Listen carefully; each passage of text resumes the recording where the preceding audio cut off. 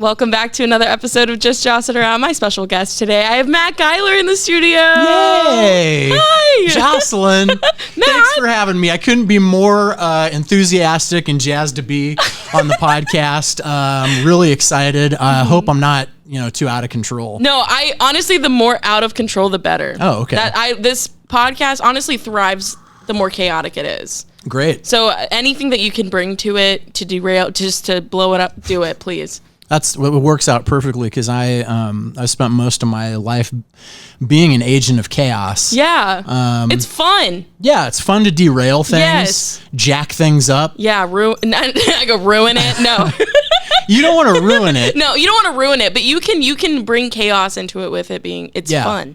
I think there, and sometimes there's a fine line between rearranging and ruining.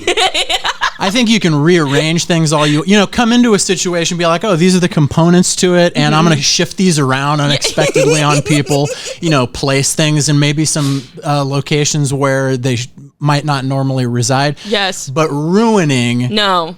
you don't want to destroy Not the on the menu. experience Yeah. for people. No.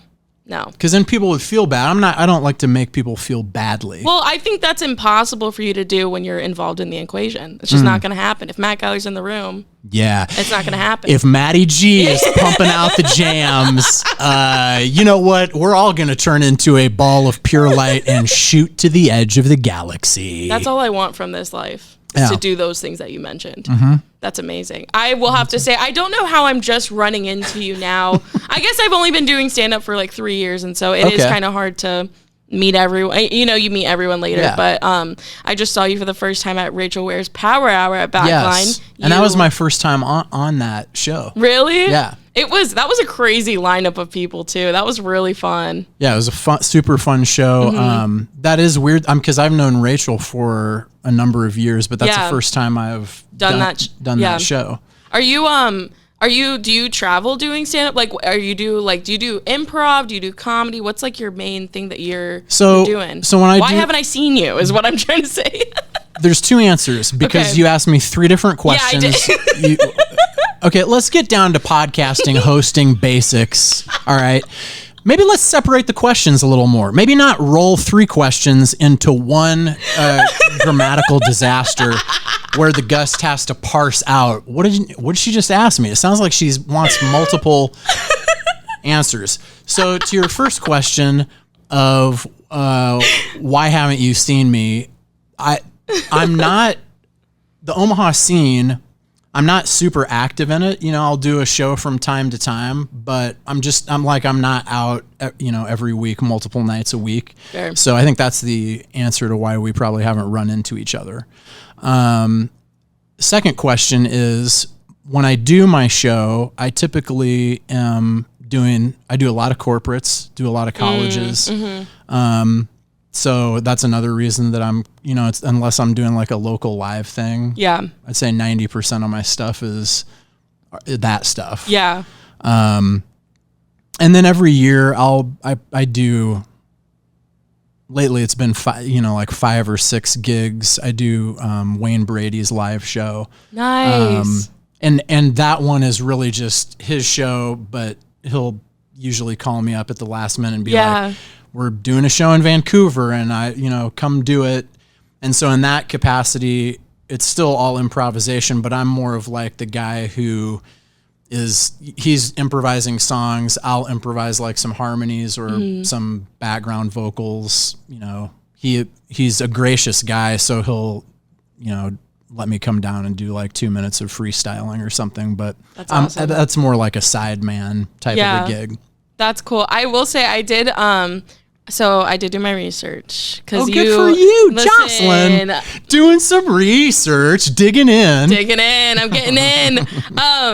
Because I'm assuming you met. So you went out. You did comedy in California. You moved out to California. Yeah, we lived in LA for a while. We moved out there in 2009, and then got back here in 2016. Yeah. Yeah. Well, welcome back. So you're out there for a while. Welcome back almost 10 years later. Welcome back. Yeah.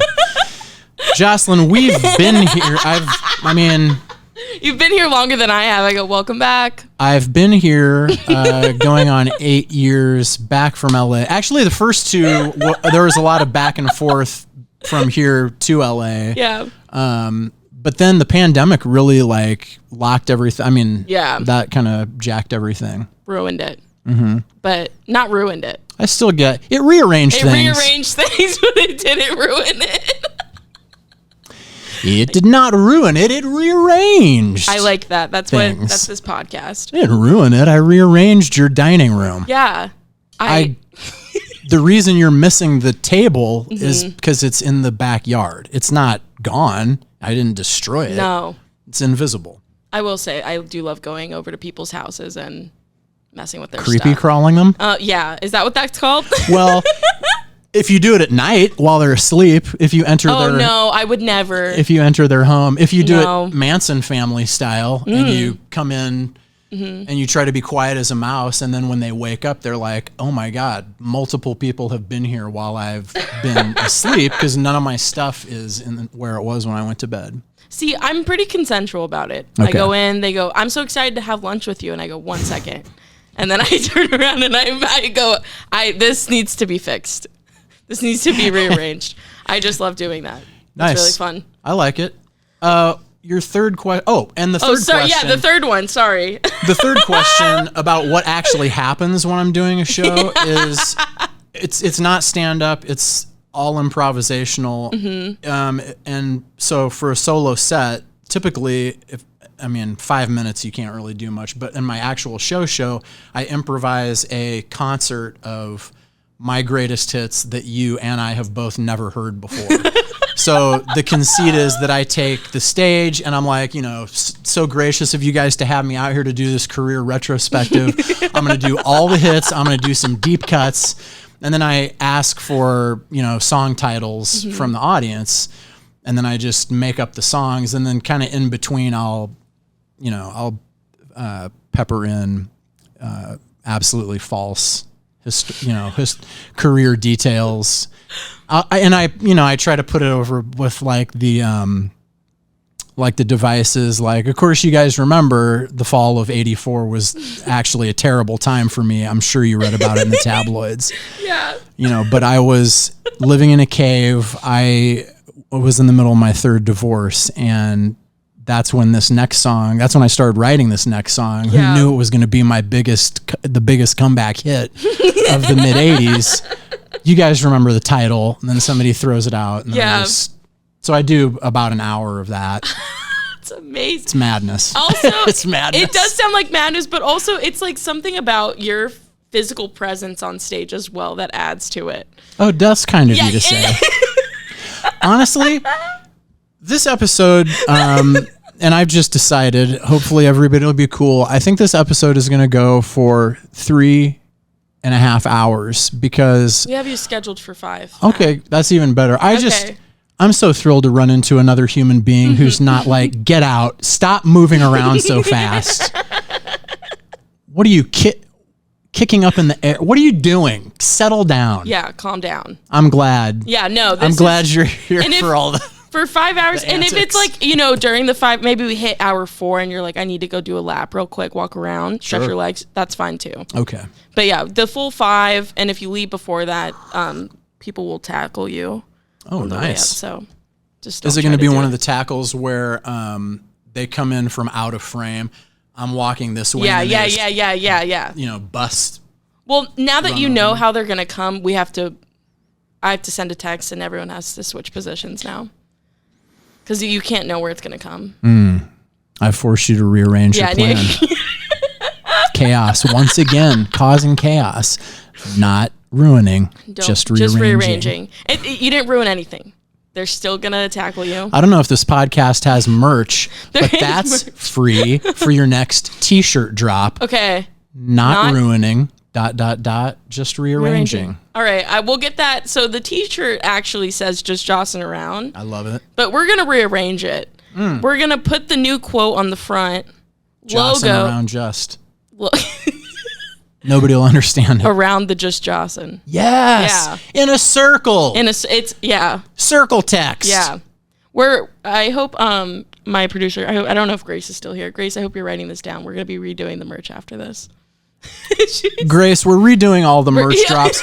We're redoing the branding. We're rearranging the fonts. We have 5 hours. We can get a lot done. We're adjusting the bleed. We're rearranging the guides. We're unlocking the guides. We're replacing the guides. We are adjusting from pixels to inches. We are resetting the DPI from 350 to 72.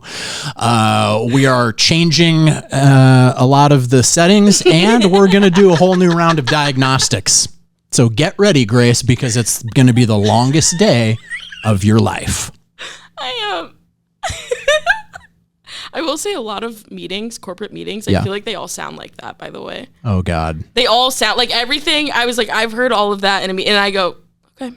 You know what I love about the corporate? So I get in these, particularly like if I'm doing corporate work, I've done tons of live stuff, where you have to meet with the client like ahead of the event. And because it's improvisational, I'm always like, hey, if there's something you want to throw in or, what's happening in the culture, touch points that might be funny for this closed bubble.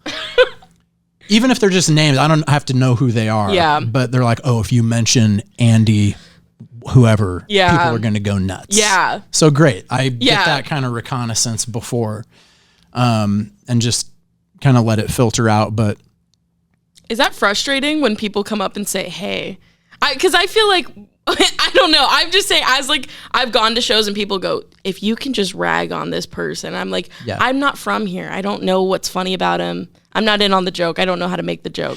Are you able to work with that? I actually like it because since everything is, I literally don't know what I'm going to say when I go on stage. I don't have a plan. So to me, it's all good. I don't have to know. I don't have to know about Grace's stuff, Yeah. If you're just like, mention Grace and say blah, blah, blah, I'm like, cool. Yeah. And then I think then that becomes funny also because it becomes immediately clear. I don't know. Yeah. What I'm talking about. And since it's also improvisational, I can make up stuff too, and it all works. It's all good because even if it's not the absolute truth that, Grace is operating an echo chamber during this podcast and making a tidy side income, charging people to record their vocals in a swimming pool. It sounds like she just activated. I know I did. I thought that was from your phone. It doesn't have to be true. Was it from my? I don't know. Okay. Well, now I guess the point is I'm good with whatever. And I love that. That's such a great energy just to be like, whatever you need. But now I kind of want to hear, I know you have some things for us today, some special things to do, but are you able to do a song about Grace? I could do a song about Grace. Oh my gosh. I could do it. You know what? I could honor Grace with a song. The jacket's coming off. I think that's appropriate is to honor her, I can't see her. She's hiding behind the screen. And what you guys don't know about Grace, I mean, she spends so much time making this thing sound like a professional endeavor, and she doesn't get to do credit. That's one. But what you may not know is that she is... she's what I refer to as a dialophile. She loves turning knobs. She loves mixing things. She loves pushing toggles up and bringing them down. She loves riding the gain to see how far she can push it before the peak light comes on. She's all about it. Yeah, that's Grace. And so I just want to honor her, Yeah. I want to celebrate her in song. I brought up a list of tracks that I put together. I don't know. I haven't really listened to them for a while, so I don't know what's on this playlist. Play around. Okay.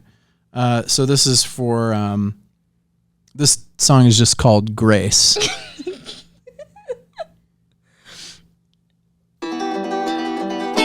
Shit. What up, kid? Just jossing around. But this afternoon, you're gonna get the real story. Somebody that you have not had the pleasure to meet face to face because she's in the shadows making the show happen. I'm talking about my girl Grace. I met face to face when I stepped on the place, and I observed Grace sitting behind the board. She was not bored. She's the podcast sound overlord, just mixing the tracks and they don't come back. About to put it on like a heart attack.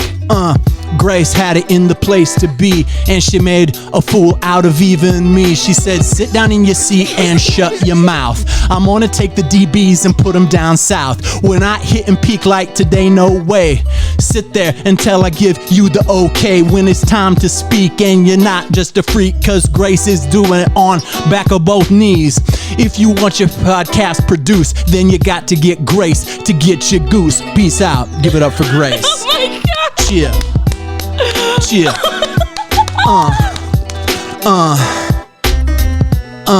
Hey, Lady Grace. Lady Grace today, Lady Grace is in the booth, that makes us okay. Me and Joslyne are never going away because Grace got the sound, baby, that's okay. I could do this for days, I'm also in a haze. Got that smoke up around my razor blades. Why am I mentioning illicit stuff? You all know that my arms is buff. I'm just freestyling, just jossing around. Coming with the bright shirt, making it clown. Messing around, putting it down. But everything I say is utterly profound. Pound for pound, you ain't getting no better than me. I'm the craziest guest that Jossin around has ever seen. Grace's mind is being blown as we speak. Kid, this is just the first of 14 episodes. This episode is gonna be divided up into 14 episodes. Part 14 gonna drop Christmas Eve 2024, best believe. MG in the house, Jossin around.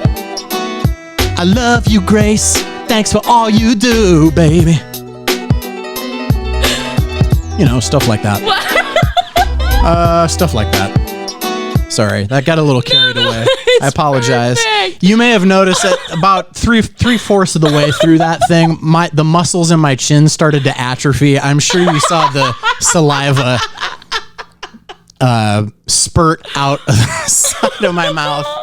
It was gross. I don't know if you could see it in there, Grace. I'm glad you didn't, because if we do find it, we'll just edit it out. We'll get it out of there. No one will ever know. We'll put like a little, we'll blur it. Well, okay. Just censor it. We'll censor it. We'll rearrange it. Blur the spittle. Yeah, which is the title of my ballad I'd like to do now.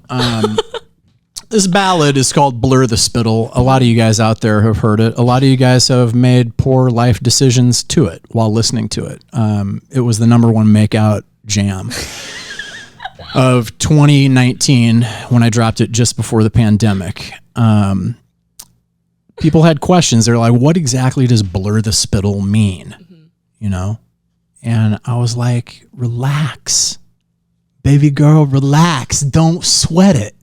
Okay? It's a metaphor for sometimes you get so excited about the company of another person that it goes beyond just the drooling that you normally do. It becomes actual, the projectile spittle. Yeah. It's often accompanied with a lift. I'm so excited to be with you alone in this. We're just tossing around. In this flat, we're just jossing around. Okay, that's a good one. You do a whole mouth thing with it too. I can't do that. We're just jossing around. It's so exciting to be on the podcast for me because I never get let out of the house. Because I'm a health hazard. I'm spreading diseases. I'm spreading diseases from my mouth. I can't stop spitting. Guess who's not quitting the spitting? Sorry. I apologize. Again, I don't. This is so good. I apologize. I just want you to know if I am speechless, it's because I just can't. That's good. I can't. Speechless. It's an assault on the senses. It's an unrelenting siege. It's a pride swallowing up at dawn tsunami of talent that no one has an answer for and no one has a use for. Honestly, none of this stuff can be incorporated into actionable projects. What are you talking about? Don't put me in your TV show or your movie because the production schedule will derail. It will be rearranged. It will be rearranged. Have you not heard of overtime? That's impossible, I can't do it. I can't do it in an 8-hour day. No. I haven't looked at the sides. That's why we had you for 5 hours. I mean, in a dream world, ideally, it would be 10 hours. But you're so busy. You're doing stuff. Yeah. I don't know what you're doing, but you're doing stuff. Super busy. Super busy. That's why I'm only able to come here at 11 o'clock in the day. The middle of the day. Is that considered too early for you? Oh, no. I'm usually up by 5. Really? So every day you wake up at 5? I don't sleep as much as one might assume, Joslyne. Okay, how do you wake up so early? I can't get up. I've always been an early riser. Really? I've always been. What gets you out of bed? I'm just excited. You said, I'm excited to be alive. I'm excited. I'm thrilled to be alive. I'm excited to start my work. Yeah. I think some of it's having grown up as a farm kid. You're up a lot. You're up early. Yeah, kind of up that with makes the dawn. sense. And also, I feel like a harder worker. Yeah, if your parents make the decision in the late 70s to leave civilization, if your parents were hippies in the 60s and then became disillusioned in the mid 70s and then shortly after your birth were like, it would be super rad. Let's move out to an idyllic farm setting in the country and just be, maybe without having thought through how much work it's going to be to like live miles and miles from everywhere. Then you discover, you got to actually...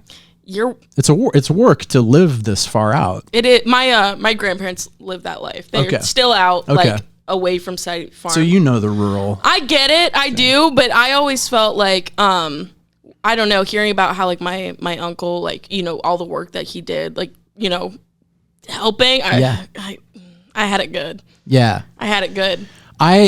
We did it, and my brother Mike and I think he was more agreeable to it. My dad would be in like, hey, get ready and let's go. And I'd be like, he'd be like, you're not working. And I'm like, well, let's talk about the definition of work. Okay. Because let's talk about, energy times force. Technically what I'm doing just sitting here is work. Mm-hmm. How old were you? If you're not dressed, by the time I'm out the front door, there's going to be a big problem. Yeah, happening. Huge. I don't know. I was probably 10 trying to. That's crazy. That's what. They're like, work. You're like, I just learned how to read. I'm not going to work. I've been working on my knowledge base. Yes. I'm doing knowledge work. Okay? Yes. It's legit. It's not going to help the acreage get mowed. So you went from growing up, working, helping your parents on the farm, to working in newsrooms, radio. Yeah. What came first? I did a little radio stint with Otis 12. Okay. And I mean stint. I mean it was like 6 months. I don't know why he did this. He hired me to be a guy named Brett Farquhar who all I do is the sports for like a minute every hour. Yeah. And he'd be like, here's Brett Farquhar with the sports. And I would just, say fake sports headlines. I love that. I just make it up. That's so good. It would be like, I don't know.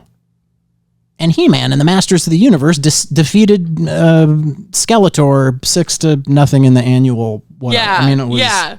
It was preposterous, and it was so preposterous that people who were legit listeners, because Otis at the end of the day would be providing actual, factual information, and they called in and were like, could he do actual sports updates instead of whatever it is he's doing?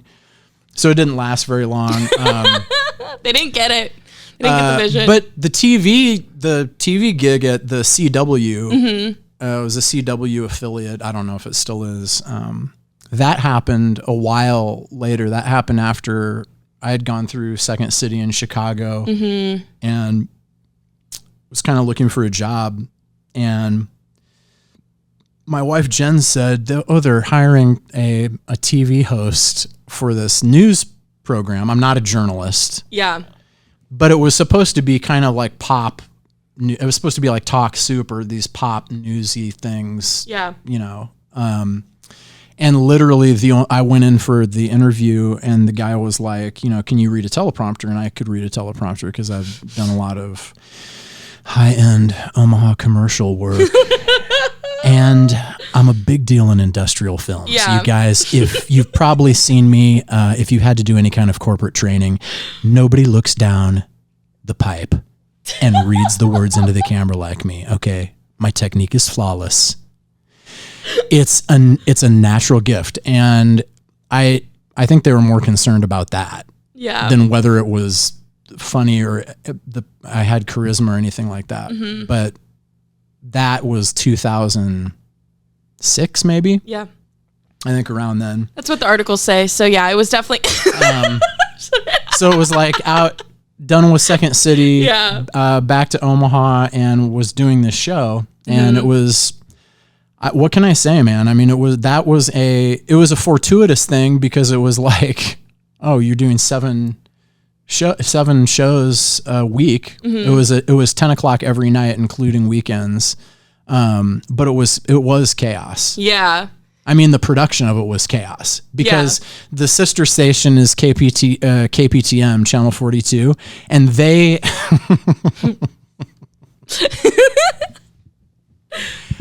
You know, it's an uphill battle when KPTM has all the resources. I say that with kindness. I'm not trying to cast aspersions against KPTM, but they're Fox, so I don't care. I don't care how they take it. But you normally look at KPTM and you're like, oh, they don't have much at their disposal. So they were like, they've got all the cameras. We've got like a handy cam. Mm-hmm. We had to borrow photographers from them. We had to borrow videographers. I was the only person on staff. And then, you know, everybody else was like part-timing it and jumping over from the other show. Yeah. So, and then when I asked in the interview, the news director, I was like, what's your vision for the show?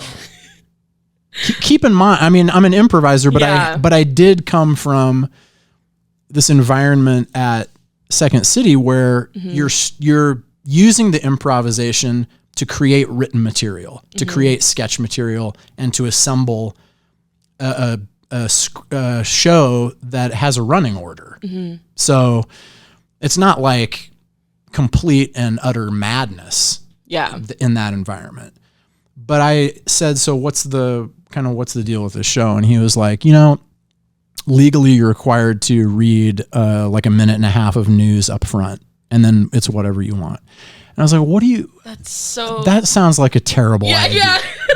Especially whatever I want. Is it whatever we want or it's whatever I want for the rest of the half hour?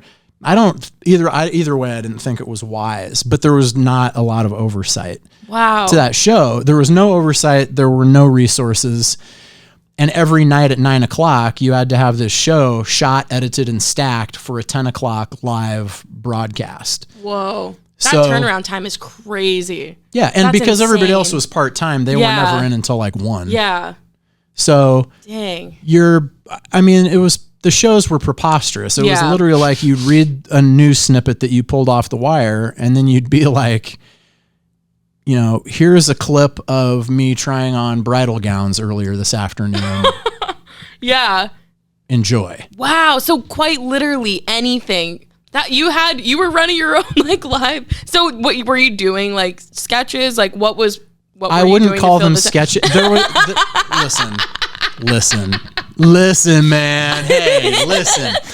I'm going to stop you right there, Joslyne. You can't call what we did sketches because that would involve a process of at least lightly outlining something. That would involve creating something called a premise at the very minimum. You know what I mean? Yeah. There was none of that. There was just like, we're taking off in the van and we'll see what the winds of fortune, blow across our path. and hopefully it's enough for like 22 minutes when 9 o'clock comes. So it was madness. Yeah. And how long did you do that for? We did that for a year before the I can't remember if the show got canceled before the broadcasting company went bankrupt. They happened almost simultaneously. Yeah. I think the show got canceled first, and then like in 2 weeks it was like, and the telecasting company is selling off all of its stations. That's so crazy.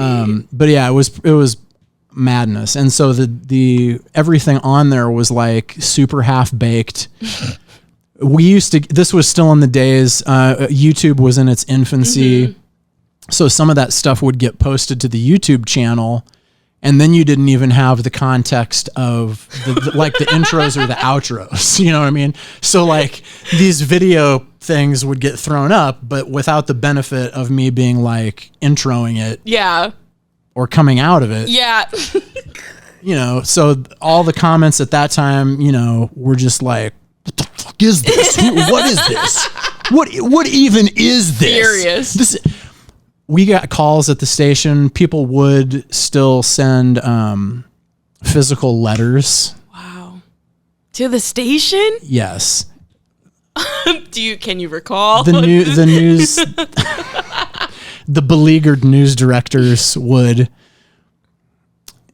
come in and have mail, and they'd be like, you're going to enjoy reading these letters that were really just like, I don't appreciate that Mr. Giler seems to be, I don't know what drugs he's on. I don't like that you're promoting drug use, I'm sure these were older people. Yeah, it had to have been.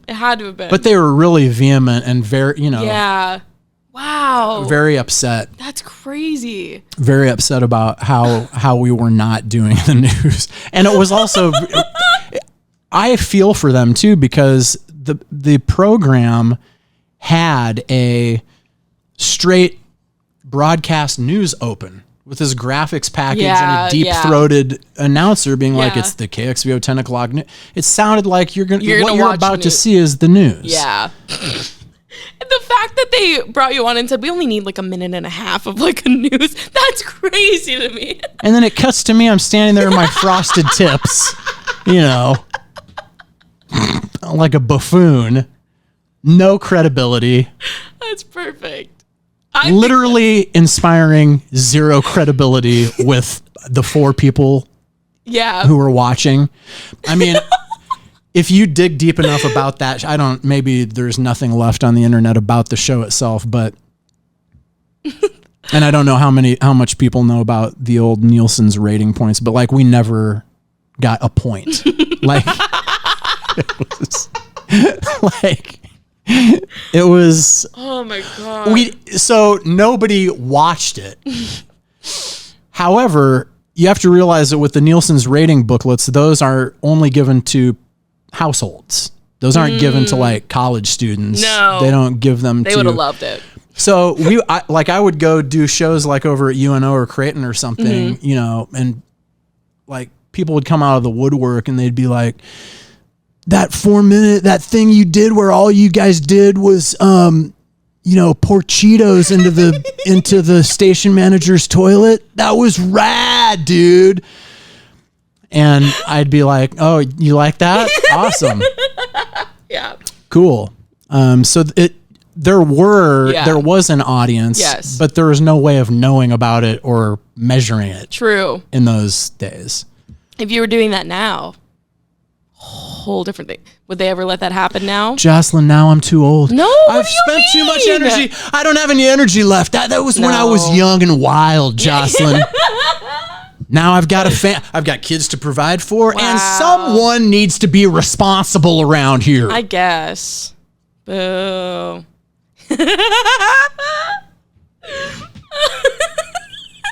Let me tell you something about these podcasts. Someone at long last needs to be responsible. You're not going to find him in this room. No one's responsible. You're not going to find him in this room, baby. No. Because Joslyne and I only do what blows both our hair back. All right? That's all we care about, okay? We hit the ground running and we say, bangs away, boy. And we get it pumping. Again, I apologize. I'm please sorry. Don't. No apologies. That's another thing. We don't do apologies on this podcast. No limits, no rules, no apologies. Exactly. I said this was lawless. I love that description. I love the lawlessness. Lawless. I say just do whatever. Okay. I like to have a good time. I like bringing on funny people and just laughing my ass off. I feel like I barely even talk, and that's honestly for the best. I just be funny. I disagree. Here, let me tell you why I disagree.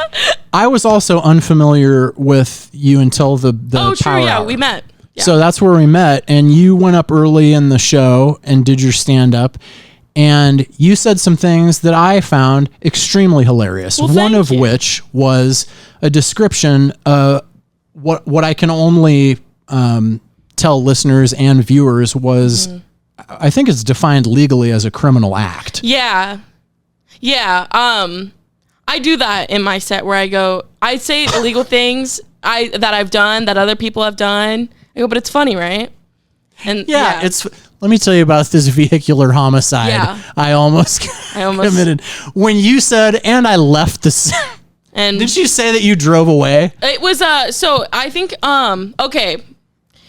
Yeah. Cause I start by talking about, I hit and run. Okay. It wasn't a hit and run, but so I start by talking about that and how I endorse that for people. This is going exactly how it did the night you performed it. It's the same energy. It's the same bewilderment from I had turned them on me immediately because I get too honest. So I told them that I was, because honestly, the truth was I did hit someone. I was texting and driving, and I like to be honest and say, yeah, I'll never stop. I'm better now. I get in the slow lane. I do one word. I go, yes, I look, yeah, and I go the next word. I look. I mean, that's how you have. That's the responsible way to do. When you're so busy, you have to multitask while you drive. I'm booking meetings while I'm driving. I'm just kidding. That's awful. But no, my grandma, she hit a kid on his bike. And so I tell that story to folks. Right. And because that was a true thing. I got my first really bad car accident. I did call my grandma, and that was literally the first thing she said to me. And I was like, you don't know this yet, but you're making my 5 minutes right now. I loved her. I love her. I say loved like I loved her. No, she's still here. And that degree of lawlessness has translated into the broadcast. I don't appreciate rules. I don't know. I just, when it comes to comedy, I get philosophical. No rules. Lawless. Yeah. Reorganize without ruining. And what you guys don't know, you think this is a mild-mannered podcast table here? Yeah, no. There are 1,700 children being housed in the base of this table, making the T-shirts for this podcast. They're victims of wage slavery. They're not being paid. No.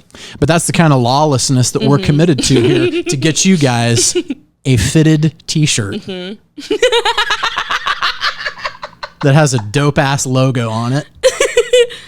And by the end of this episode, they should be done with at least, we could launch 30 of them. Yeah, those little babies better pick up the pace. I can see them through this is how we check on them. Yeah. You can lift that up and they're in there. This little plate, we lift it up and we yell, hey, no breaks. I see you kids sitting around down there. Mm-hmm. Pick up the pace. Yeah. Or there will be no lunch break. I pour my hot coffee down there. I go faster. Rain down the hot coffee. Yeah. Listen, we're capitalists first and foremost. Just want to put that and out there. Production schedules must be met. Okay. Otherwise, we can't deliver a hot product. We can't. This is what we're talking about. I can't be in a corporate environment without being immediately. As soon as I start, all I'm doing is I'm doing how I hear corporate speak. Yes. How it feels when I hear it. if I hear it, I hear like a half a sentence and already I'm like, oh my God. Yeah. Fork to the eye. And so I'm doing like my version of what it sounds like in my ear. But as soon as I start trying to like, chime in and play with people who have actually had straight jobs. Yeah. They know immediately I'm a fraud. They're like, what? Yeah. Like, have you worked in a building ever? This is my first time working in a building. I work here. Yeah, I agree, actually. Mike, I agree. I totally agree with Ted. Mm-hmm. I think we need to, what we probably need to do is put some processes in place to get a little more accountability on these issues. That's good. And what I'd love to do is reconvene in 2 weeks, circle back around, and just look at the metrics and see what we can suss out from them. And, other than that, I mean, I'll put together a list of action items, but I don't see a need for us to get together next Wednesday. Wow. And I think maybe I'd be able to get away with it if I wasn't making those kind of faces the whole time. Because it's a very, it's too cartoonish. It is a little bit, but the verbiage coming out of I had that meeting yesterday. Oh, did you? I had that exact meeting yesterday. That's great. I'm gonna have that meeting today at 4:00. I'm going to level with you guys. Mm-hmm. We need to really focus on sponsorships this quarter. Okay. And we need to target sponsorships that make sense for the brand. It can't be all over the place like it has been last year. I'm not going to lie. We had support in place, but the brand alignment was non-existent. And that's at best. And in my head, that was good. Your face was more it wasn't. Yeah, your face was like I felt like I had that meeting on Monday. That one was on Monday. You took me back there. So are you experiencing at this point in your life, are you experiencing a tug of war between the responsibilities you have to be conscious of to do this and to make your stuff, and kind of the innate artist thing of, I don't do rules. It is absolutely. And I realize I'm like trying to like figure it out because I'm definitely burning both ends of the candlestick, trying to give 100% to both. Oh yeah. To where it's like, I care so deeply about both, but I'm like, I'm tired. Yeah. But it's, I am figuring it out. But yeah, it is constantly like, no, I have to snap out of, I'm not hosting an open mic for 2 people anymore. I'm in a meeting.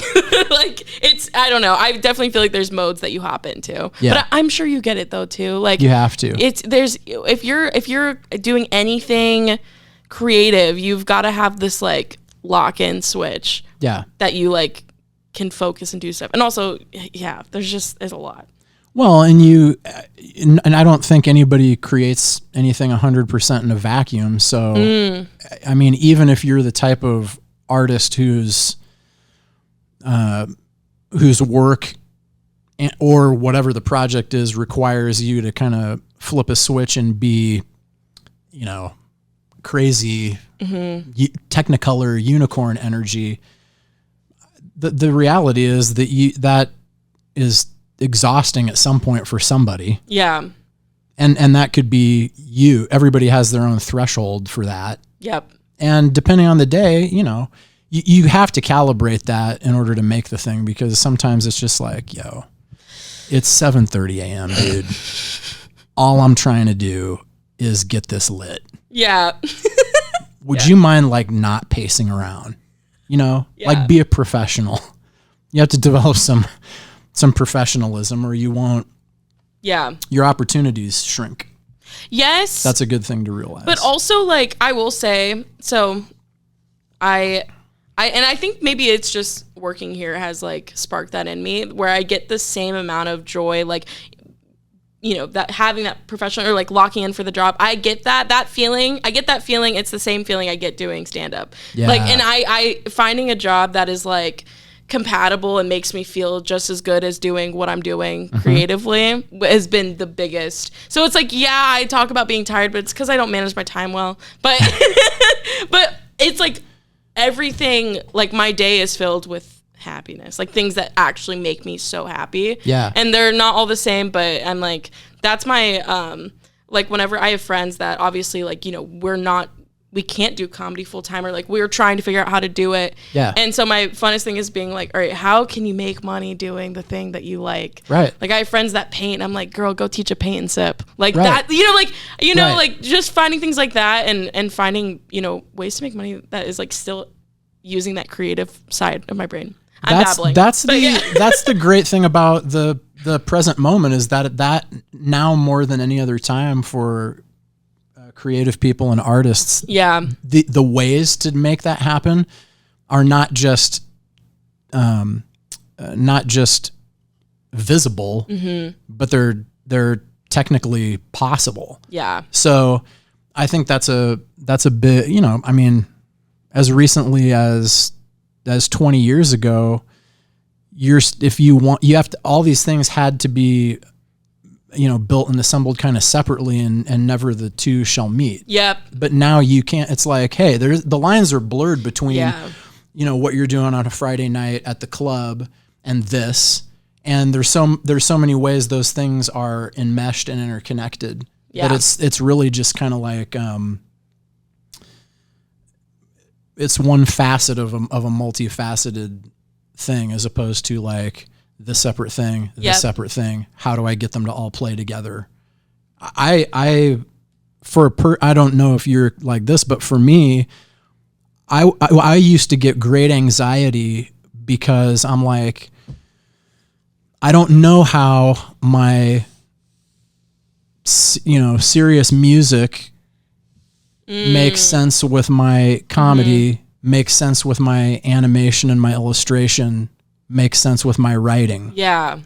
That's 4 different things. Yeah. And they all require focus and attention and a different skill set. Yep. Maybe you're mixing and matching and maybe there's some connectivity, but how does that was a hard thing to kind of be jumping back and forth. Now I don't feel like it's that unusual because the more creative people I meet, the more artists and people you come across, you're like, we all have this, we all have an engine, a creative engine that is kind of always roiling. Mm-hmm. So I don't think it's unusual. Most people I talk to that are in our business are like, I'm writing something, I'm doing a show, I'm working on a bunch of different things. Yeah. Because they're all expressions of this one thing that's underneath them all. And now it's like the greatest time to be alive because you have, technically you have the means to let all that stuff out. You don't have to trickle it out. You can kind of, do that at once. So yeah, I do. Okay. You said you were having like anxiety because you had all these different, things. How do you manage? Cause I feel like how do you like parcel your time out? Those are all very time consuming things, like writing music. I'm very curious about the animation and illustration. Do you what are you working on? Animation right now. So I'm always working on a few things, but in the animation realm of my personal universe, no one wants to see. Here's some more things that your listeners are going to thrill to as I describe them, and they think to themselves, Jesus, is this episode ever going to end? No, we still have 4 hours. It's February.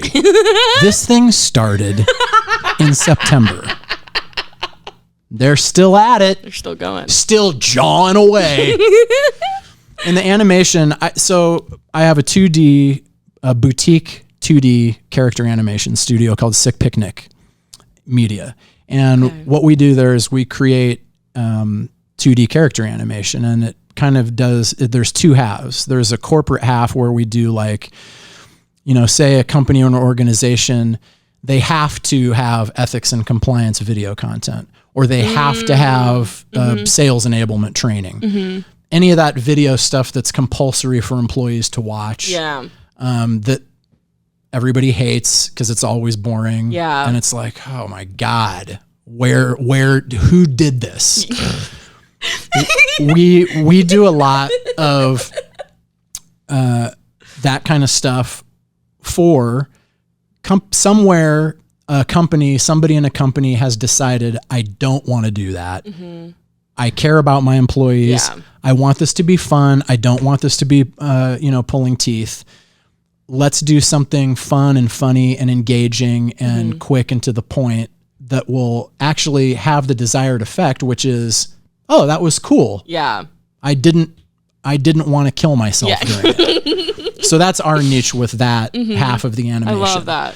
So in that case, at any given time, I've got 3 or 4 larger clients and then a bunch of freelance kind of one-off ones where I'm producing that content for them. So I'll get the call and they'll be like, we need a video on difficult conversations between salespeople and legacy clients, legacy accounts who are, dissatisfied with communication. Yeah. Something specific. But what we do is we'll be like, okay, we'll give it a narrative arc. We'll put a couple animated characters. We'll do some music and some funny, we'll infuse some comedy into it. Some light comedy so as not to make the corporate types nervous. You know how nervous they get. Very nervous. They get so nervous. God dang, man. It's the kids. The calls are coming. Yeah. That's the one call I get every day. One person somewhere calls me each day. And it happened today at 12:30. But the corporate people can get kind of nervous about comedy because they assume, are you going to use obscenity? No, there's a spectrum to funny ranging from Andrew Dice Clay to Mr. Rogers and Sesame Street. And there's all different shades in between. So we're going to help you find the right tone for this piece. And sometimes it's just a fleck of humor because sometimes there is serious stuff that needs to be put across. So that's half the business is making stuff like that. That's awesome. And then the other half is straight entertainment clients. And our niche there was kind of built up from my time in network in LA, where I was doing a lot of freelance animation, storyboard, character design stuff. And the clients I work with on the entertainment side are, let's say somebody is developing an animated show, like a TV series, but they might not have the budget to hire a studio with a huge overhead to produce a pilot episode. So it's like, I don't have, $200,000 to create a broadcast pilot and go shop it around. But they might have the funds to do like a 7-minute short and a really robust pitch Bible that builds out the world, and they can take that around and get funding and people can see what the idea is. Yeah. And so it achieves the twin thing of it's cost effective and it decreases the riskiness for whoever they're showing it to. Exactly. So that's the animation business. So dang, long answer, but right now on that side, I'm helping Wayne develop a show called Damien Draws, which is a concept he came up with.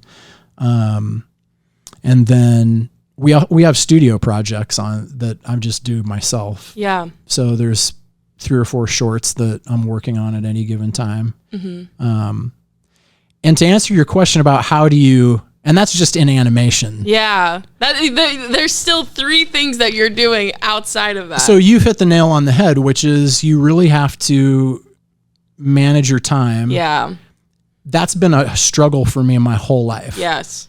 And the reason it's been a struggle for me my whole life is because from my earliest years, I was always like a flip the switch kind of guy. Mm-hmm. And if I hate sports analogies, I hate them, but I'm going to use one. Okay. God damn it, Joslyne. I hate sports analogies so much, which is why I'm going to use one.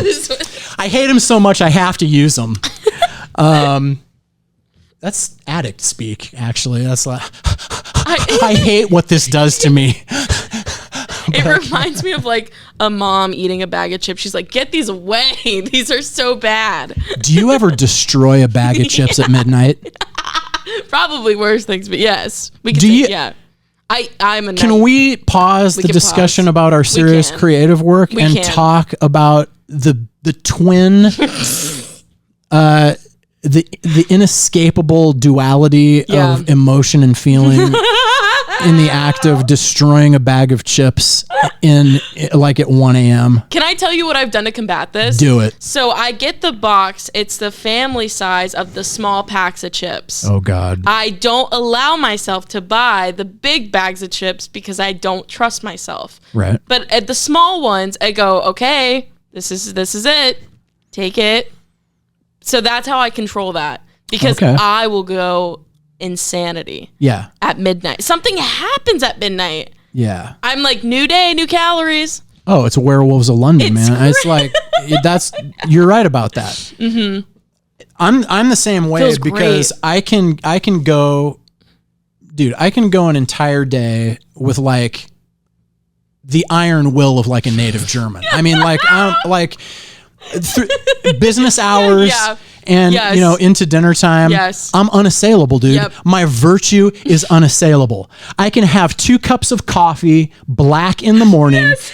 I can arrive at 6:30, 7 p.m. at night having consumed maybe like 520 calories. Yes. And I've worked out twice. Yep. I 100%. Once the sun goes down. Yeah. Especially if I'm just I casually walk by, the pantry has been left open. You can see it. I can do one of these peel backs. I see an unopened family size bag of cheddar and sour cream Ruffles. Oh, it's over. It's over. Guess who's going to bed with 2,600 calories consumed? 2,350 of them ingested in like a 18-minute fistfuls. It feels great. And you know what? I have gotten to that point where I go, I don't eat a lot during the day because I know I get it in at night. Yeah. It's just there's a sweet release of like the day's done. And yes. The day is done. Yeah. The day's done. It's nothing. It's just a little old me. I'm just hitting here with 3 bags of Funyuns and an ice cream cake I made myself. I earned this. It's a little old 6-layer ice cream cake with Reese's peanut butter cups on the top mixed into the Cool Whip. Layer of fudge. Layer of hot fudge underneath the Cool Whip. 3 solid inches of Reese's peanut butter ice cream. And then guess what I did? I totally blew my own mind because I forewent. I said goodbye to Oreo cookies crushed up as a crust, and I straight up mashed some Nutter Butters into a crust. 2 sticks of butter, and I mixed it all up, and that's my crust on this, okay? 6,000 calories a slice, and that's what I'm doing. It's a little on me. It's like my grandma was here. It's like she's here. That was really, thank you. You got to deal with this stuff as it comes up emotionally. It's bad for us not to talk about it. No, I will. You have to talk about it as it comes up. I will say, so I have a roommate now, and I feel like he's a very healthy guy. Okay. And so now that I don't live alone, I don't craft in the kitchen as much. Because I go, there's another person here. There's eyes on the situation. Oh yeah. I can't. That's where the family box and the individually packaged tips come. I go, self-control. Okay. There's eyes on it now. Yeah. I can't be making 6-layer ice cream cakes in the middle of the night. And and you feel good about that. I do feel good about that. I mean, altogether, I gotta get normal, but I'm fine with it now. It's fine.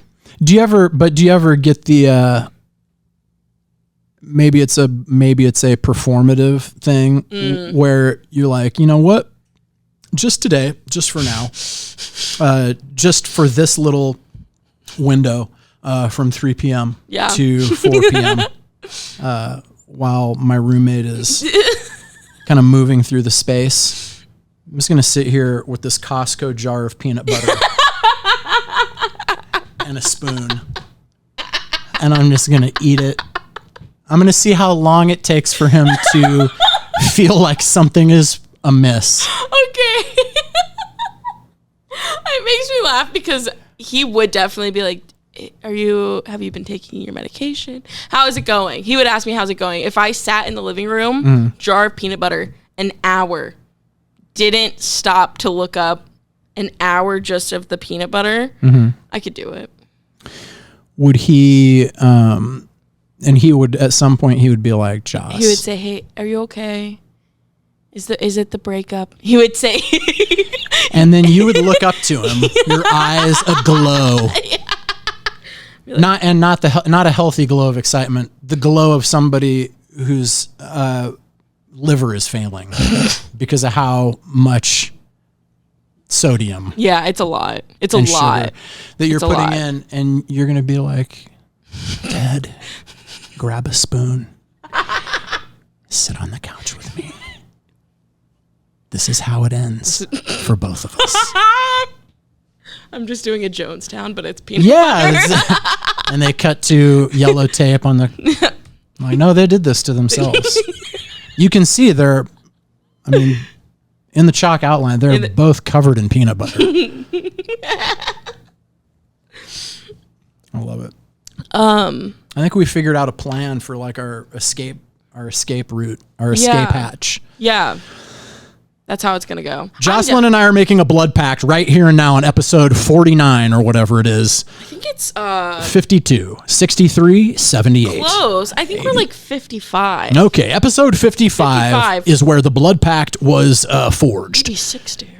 If things get to a certain level of neither one of us is going to really get out of this life what we're hoping for, that's when the blood pact, the Costco peanut butter blood pact is going to be enacted. Wow. It's going to be done on stage during Rachel Ware's Power Hour. Yeah, she has to book us again. I mean, what are the odds we'll end up getting booked on the same show again? Oh, the odds are, trust me, if I pull a few strings, I can make it happen. And then what we'll do is we'll go on together. We're going to share the 5 minutes. Yes. We're going to wheel the peanut butter out between us. We're going to have 2 comically large spoons. We're just going to start. Mm-hmm. People will start laughing because they will. They'll think it's funny. Then it'll get quiet for a long time. Then some more laughter. Yeah. Then people are going to start shifting in their seats, getting up, looking around. Yeah.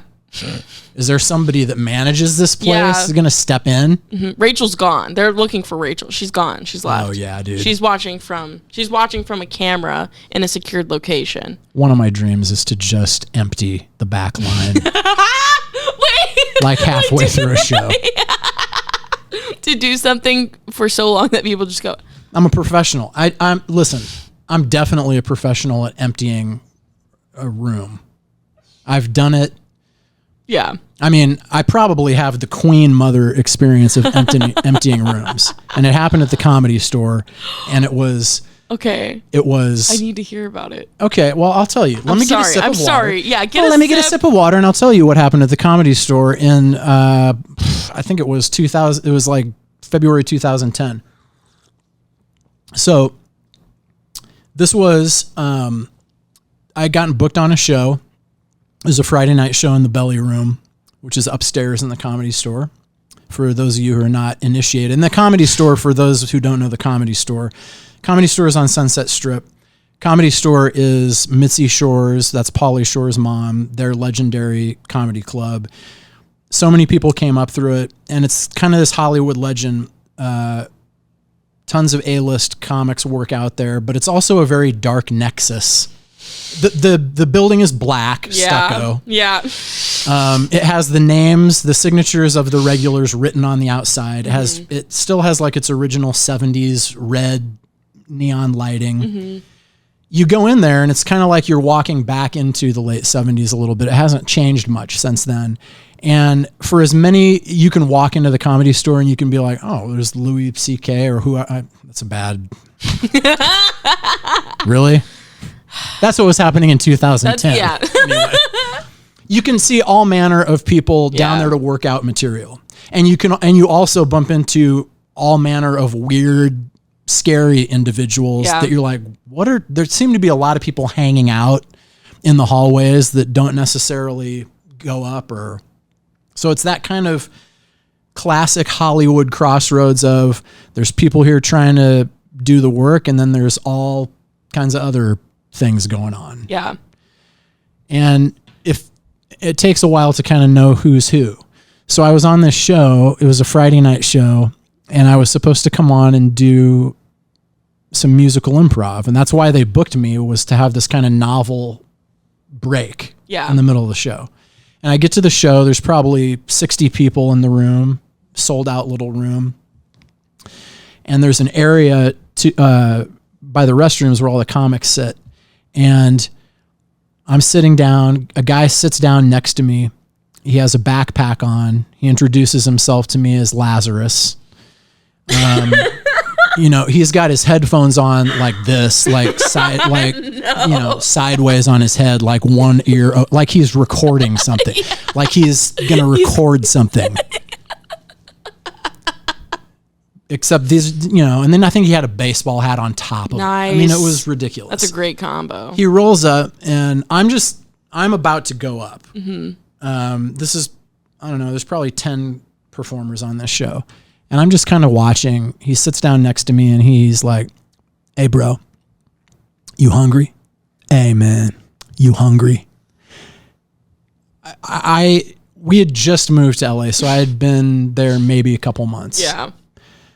I'm a Midwestern kid. Yes, my radar should have gone off. Obviously. Were you hungry? The correct answer is no, man, I'm cool. Yeah. The people pleasing, nice guy. I want everybody to be comfortable. I just want everybody to get along. I'm conflict averse. Part of me, I don't know, kind of took over and I'm half not paying attention. I'm like, oh yeah, man, that's nice of you. That'd be cool. Out of his backpack, he produces a Ziploc freezer bag with a Rice Krispie bar. Wow. It was like a square foot. Yeah, that's pretty good. Wow. Which he slid out and he's like, have some of this. And he broke it in half and gave it to me. And I'm just, I'm like looking at the stage. Oh man, that's so kind of you. Thank you so much. And I start eating on this thing. Yeah. Eating it like I'm having a snack. Yeah. Like I'm gonna have a little snack. Snack. Before I go on stage. Now here's the thing. I can't tell you where the crossover point happened. What I can tell you is at some point I became aware that I was getting up and down out of my seat rapidly like this. No. Okay. I don't know when I started doing it though. No. I just became aware that I was sitting, then I'm standing, I'm sitting, I'm standing. And as I'm doing this, I'm looking directly across the way at a table of patrons. Oh God. Okay. And they're noticing me. At first it's a little funny and they're like, what's happening over here with this guy? But then I start going like this as I'm rising and lowering. I start doing this to this guy who's sitting at this table with it's like 3 other people. It's like 2 couples. And I'm like, I'm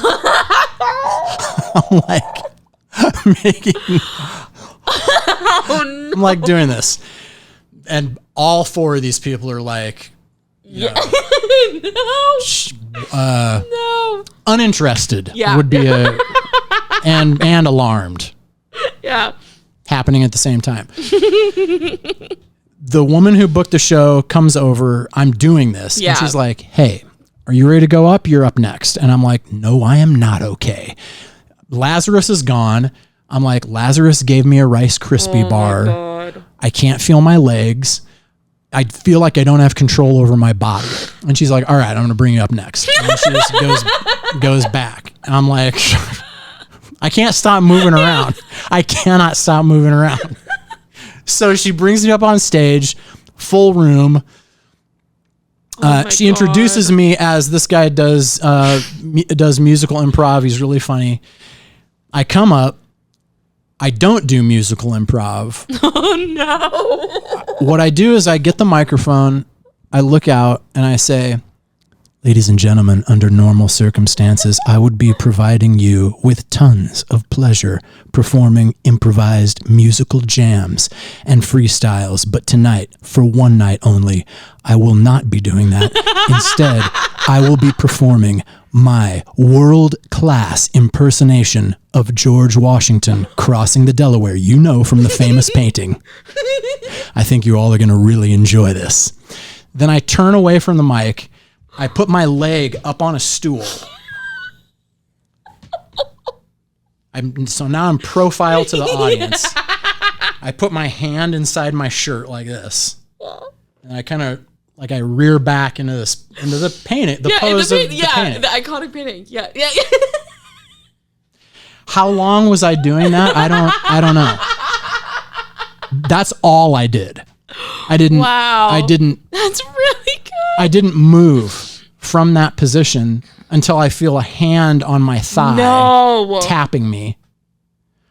It's the sound guy from back of house. He's at the lip of the stage. He's tapping me on the thigh. I turn to him. He brings me out of my reverie. And he's like, hey man, you all right? And I'm like, how did it go? He's like, as you can see, there's no one here. Like, everyone was gone except for him. Wow. Everybody had left. I also was not the last comedian on the show. I don't know what occurred. Yeah. While I was doing that, like, holy, that's crazy. That was it was the pose, and then the next thing was I was being gently led down by the sound guy Todd, who, you know, was like, hey man, in all seriousness, man, like, in all seriousness, bro, do you have a ride? Like, in all seriousness, really? You know? And I'm like, how did the show go? Yeah, he's like, oh, you cleared them out, dude. Like, I mean, there's no one here. He's like, listen, why don't you go downstairs, chill, until you feel like I don't think it's safe for you to be driving. Yeah. I'm like, I agree. He's like, just go downstairs and chill out, you know, in the lobby or in the original room or something. I go down. So at the Comedy Store, in between shows, everybody's out on the sidewalk, you know, kind of mingling and stuff. That's where the networking mostly happens, and people are hanging. There's like a outdoor patio area, outdoor bar. But then on the street, people hang on the sidewalks. I'm on the sidewalk pacing. I'm dancing up and down in front of the store, and I can't stop moving. I'm going back and forth the length of the store, and I'm also mixing in this kind of stuff. You know, I've got a lot of robotic dance moves, you know. Yeah. At this point, I'm indistinguishable from, you know, homeless people, homeless, mentally ill people on the street who are doing similar things. The only difference is I'm dressed differently. And by virtue of that fact, people are assuming, oh, that guy is not getting to where he needs to be. You know, but it was a lot of, you know, this kind of thing. Okay. So that's bad enough because it's driving people away from it's driving business away from the venue a little bit. Unfortunately. And At this point, I noticed there's like a circle of comedians. A couple of them are writers, writer type people who I know from some other shows. One of them is Corey Holcomb. One of them is Marlon Wayans. They're in a circle. It's a closed circle. They're having their own time, their own conversation. Yeah. Somehow I start gravitating and I'm still dancing. What I just showed you, I'm still doing that. Yeah. But now I'm circling around there. I'm orbiting their private conversation that I'm not involved with. Oh, that's so good. And I'm orbiting it so often and so quickly that all, 5 or 6 of them are, it's becoming a problem. Yeah. Oh my God. At some point, again, I don't know how long, but at some point I kind of lean in between 2 of them. And I start doing the thing where I'm just like agreeing, no. I'm like agreeing with different points they're making. Yeah. Oh my God. And they're all being extremely polite. Yeah. And like, if we ignore this guy, maybe he'll leave. He'll go. Wow. Except for the fact that Marlon Wayans mentioned he had to do some kind of web content, something. He had to go shoot it. He's like, I don't want to go shoot this thing. Yeah. Or I'm not enthused about it. And he's like, I don't want to do blah, blah, blah. I picked that opportunity to weigh in, which I did. But I also weighed in by accentuating every syllable of my speech with a hand clap. So I leaned in and I'm just like, Marlon, let me be clear. You do not have to do anything that you do not want to do, Marlon Wayans. You do not have to do anything that you do not want to do, Marlon Wayans. I just kept doing it. Yeah. Wow, that's really funny. Did it crush? He invited me to breakfast. He invited me to breakfast. We all went up to Mel's Diner. He invited me to breakfast. His buddies were not pleased. They're like, oh, geez, no. And I'm like, yes, I will have some waffles. Let's go get some waffles tonight. I'd love to have some waffles with you. It was nuts. And maybe he sensed that I was out of control or something. So maybe he was trying to do me a kindness. But as we were walking over there, he was like, what are you on? Oh God. And I was like, honestly, Marlon, I don't know. Mm-hmm. I had a Rice Krispie bar. It was given to me by Lazarus. And he stopped me. He's like, look, let me stop you. Don't take anything from that guy. Don't ever take anything from Lazarus. That dude's bad. Mm-hmm. He's bad for you. It was like out of an Eminem song. He's bad for you. That's what he said. He's like, don't ever take anything from him. We're going to get some food in your system and get you calmed down. Anyway, when I got back to, I was staying with a friend. We hadn't moved the entire household out yet. Mm-hmm. So I was staying with a buddy of mine in Glendale, and I went back to his house. Finally, I felt cool to drive. And this was like 4 a.m. Wow. What time do you think you took it? Or you ate it? It was probably like 9:30 p.m. Yeah. Dang. Yeah. Long night. So I get back there, no sleep. Mm-hmm. I'm just pacing around in the dark living room. And at some point, the chronology is not clear. But at some point, I did put on my friend's terry cloth bathrobe. I had that on over my clothing. And around breakfast time, I don't know, 7 or something in the morning, could have been 6:30. I'm still there. My friend, also named Matt, comes out of the bedroom. He's, getting his coffee. He's like, hey man, morning. How'd the show go? I'm not holding anything in my hands.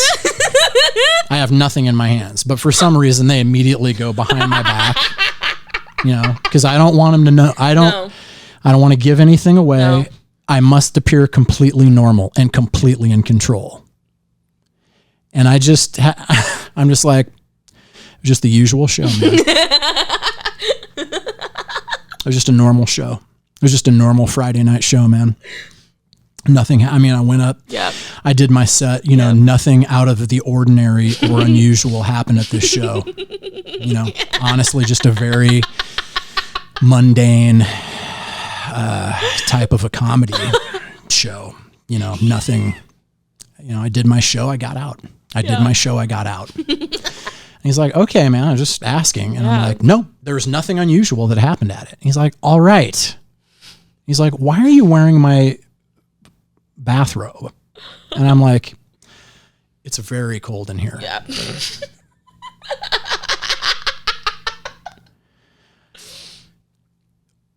The stuff didn't feel like it left my system. No. And I had to go back to another show the next night. And I only around maybe like 4 or 5 in the afternoon did I feel finally like, okay, now it's I'm out of it. Yeah. That's crazy. Yeah. I'm sure it had a lot to do with the size of the thing. You had half. He gave you had at least that 6 thing was like a tile of a floor. It was the size of it. It was a small pan to begin with. Yeah. That he just broke in half. You ate half of it. Yeah. So, and I was like, okay, finally, I'm out of this. And when I got back there, I saw Lazarus again out in the hallway, and I was like, what did you do to me? Exactly. He was like, that was good, right? And I'm like, no, I just now, like just a couple hours ago, am returning to normal. I didn't even do my show. You evaporated my show. What was that? Was it liquid PCP? What Literally, was in it? Yeah. Did you take tongs and like dip it in a vat of, government grade? What was it? I don't know what it was. I completely took over my studies. He's like, yeah, that's the good stuff, right? That was good. Wow. I'm like, no, man, it wasn't good. Bad stuff. He's like, yeah, that's just what I do, man. Wow. That guy, he needs to get into rearranging. Right. He ruined. That was a ruin. He ruined. Except for now I have maybe like a championship. Oh, I cleared the room once at an actual show. Yeah. Wow. That was That story took 3.5 hours to tell. I know. I was just thinking, okay, I'll say this. This will be the longest episode of just Jossin around. You're breaking records right now. You're breaking records. Rock finger forward. We're doing it. Everybody needs a lunch break, but no one's getting it. Only for the sake of the storage that I have on my camera, do I have to start to round this down. I got to round it down. And I want you to know that I hate this. Yeah. And I am going to have you come back in at some point because you are a bucket of... what? You are an A1 USDA grade A choice bucket of sludge. You know that? I had 10 questions I was going to ask you. I only got one out, but you sludge bucketed my entire cast. No. I never plan for these things because you want to be a real kind of a vulnerable spontaneity. Yeah. And had I had a question lined up, I would have never heard about Lazarus. Yeah. How was I to know to ever ask about Lazarus? I wouldn't have. Yeah. But I do have to say, I can't believe what's crazy is before we started recording this, I go, are you okay if I bring up the pumpkin? And another episode next Halloween themed. That would be really fun. That's what freaking come down here and do the interview in the outfit. Shut up. Listen, you'll have to go say hi to everyone in the office. I'm so sorry. You're going to have to just show up scared. Actually, I'm going to jump out at Pat in his office, please. Please, I will help coordinate that. I will help coordinate that. That would be funny. I'm gonna jump out from behind a plant and grab him by the shoulders and start shaking him. That's so good. Please. Okay, we got plans. All right, we have plans. Yeah. We'll make those. We'll have to have a meeting. Mm-hmm. We'll circle back. Yeah. We'll touch base. We'll circle back. We'll reconnect. Yep. We'll revisit. Yep. Mm-hmm. We got this. I'm very excited. I want you to take this time though. How can people find you? To stalk you. No, to support you. To go see a show. How do people book you? You can find me in Ralston, just wandering around. Corner 84th and Harrison is usually where I hang out. Yep. Back up behind the Super Tune and Lube. Nice. Any press inquiries, that's where I'll be. Okay. Got to do in person. You can find me on social, just Matt Geiler. That's my Instagram, Facebook. Mm-hmm. If you need animation, Sick Picnic Media, just Google it. Rock on. If you need the Dancing Pumpkin Man, sorry, I've got an agent and those inquiries are going to cost you. You can't go through me. You can't get to me. No. But sickpicnicmedia.com is also where you can, I book comedy stuff through there. And it's kind of the place where all the creativity lives. And as far as shows, I'm assuming this will not be airing this evening, so this will be not this evening, but Omaha Comedy Fest, right? Yeah, I'm opening for Epic Rap Battles. Oh, really? Oh my! Wait, what time is that? That is 9. I think that's 9 or 9:30 on Friday, September 27th. Okay. Yeah, at Reverb Lounge in Benson. Awesome. Yeah. Cool. So I'm just doing the music improv thing for those guys. And if you're hearing this now, you missed it. And you can grovel to Matt and be like, I'll come to the next one. Yeah. Every now and again I'll do some shows around town. I would love to get something serious though, where people could come and see the real deal. Absolutely. We'll have all that stuff tagged in the description of this episode so you guys can follow Matt, check out Matt. Thank you so much for coming on and having chaos, reorganizing. Joslyne, thank you for making it to come. And look, when we reorganize a podcast, it's not going to be a ruin. No. Like an ancient. Yep. But it will be to shift it around and make a good puzzle piece to come through with it on a rearrange. That's a one you could take to because let me tell, when Joslyne A. Banks and Guy Cor come into a studio together, in a studio with 2 microphones, you got a man and a woman together, studio, put it together. That's a comedy, boy. That's how a comedy run. And that's what an episode is when you check out Jossin around. That's how it came from a comedy, boy.